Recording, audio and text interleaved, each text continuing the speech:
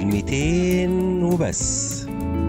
أصل إدمان الإباحية بيزيد لما الشخص يحس إنه وحيد وإن محدش مهتم بيه، لما يكون قاعد في أوضته بالساعات يوم ورا يوم بعيد عن الناس، لما يحس إنه مش مقبول أو حتى لو حاول محدش هيحبه. والجملة دي بتصبح هي محور التفكير. ليه أحاول؟